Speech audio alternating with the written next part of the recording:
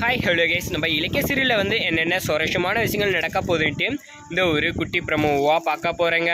என்னென்ன சுவாரஸ்யமான விஷயங்கள் நடக்க போகுதுன்னாக்கா வந்து இந்த அஞ்சலிக்கு சரியான தண்டனை வந்து கிடைக்கணும். அவள் பண்ண எல்லா தப்புக்கும் வந்து என்ன பண்ணும், தண்டனையை வந்து அனுபவிச்சு ஆகணும் அப்படின்னு சொல்லிட்டு தான் வந்து நம்ம கௌதமும் நம்ம இலக்கியம் வந்து இவ்வளோ தூரம் வந்து இறங்கி வந்து பாடுபட்டு இருக்காங்க.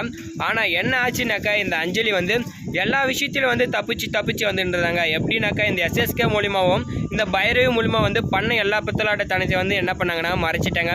ஆனால் இதுக்கப்புறம் வந்து அந்த அஞ்சலியால் கொஞ்சம் கூட வந்து தப்பிக்க முடியாது. சரியான ஆப்பை தான் வந்து இப்போ அவங்களுக்கு வந்து வைக்க போகிறான்னு கூட வந்து சொல்லலாம். என்னடா ஆச்சு அப்படின்னு வந்து கேட்குறீங்களா? இப்போ அஞ்சலி வந்து எப்படியாவது வந்து இந்த இலக்கியா வந்து மாட்டச்சிடலாம் அப்படின்னு சொல்லிட்டு வந்து பண்ணாங்க. ஆனால் அங்கே என்ன நடந்ததுனாக்கா, கோர்ட்லேயும் சரி அங்கே கௌதமும் பேசுனதுலேயும் சரி என்னாச்சுனாக்கா, அவங்க வந்து இந்த இலக்கியா வந்து சொன்னதெல்லாம் கேட்டு இந்த அஞ்சலியை வந்து என்ன பண்ணணும், அவளை வந்து செக் பண்ணி ஆகணும் அப்படின்னு வந்து சொல்லிட்டாங்க. சொன்னதுமே வந்து என்ன ஆக போகுதுனாக்கா, அந்த இடத்துல நம்ம அஞ்சலிக்கு என்ன பண்ணுறது ஏது பண்ணுறதுன்னு வந்து தெரியல.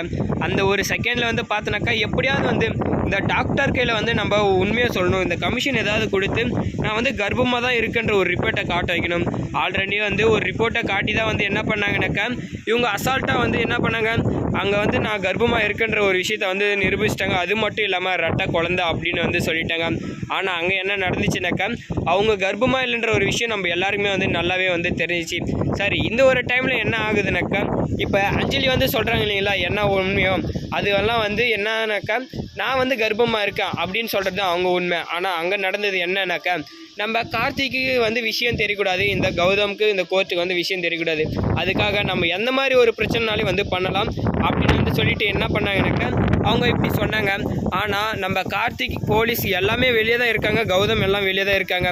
இந்த அஞ்சலி மாட்டுவான்னு நினச்சோம். ஆனால் வந்து என்னாச்சுனாக்கா, அங்கே வந்து டாக்டர் கையில் வந்து பணத்தை கொடுத்து நான் வந்து இந்த அஞ்சலி கையில் வந்து சொல்லியிருந்தேன் ஆல்ரெடி, இவ வந்து ஒரு ஃப்ராடுன்னு வந்து சொல்லி நம்ம இலக்கியா சொன்னாங்க. இங்கே ஃப்ராடு இது எல்லாமே அப்புறம் வச்சுக்கலாமா, இவ கர்ப்பமாக இருக்காளா இல்லையான்றதை வந்து செக் பண்ணுறது தான் என் வேலை அப்படின்னு வந்து சொல்லிட்டு டாக்டர் கையில் வந்து சொல்லிட்டாங்க. இவ வயிற்றில் கையை வச்சதுமே தெரிஞ்சிருச்சு இவ கர்ப்பமாக இல்லைன்ற ஒரு விஷயம்.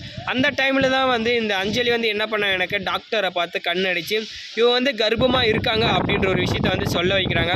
நம்ம அஞ்சலியும் வந்து என்ன பண்ணாங்க, கிரிமினல் தனமாக வந்து யோசித்து பிளான் போட்டு பண்ணிட்டாங்க.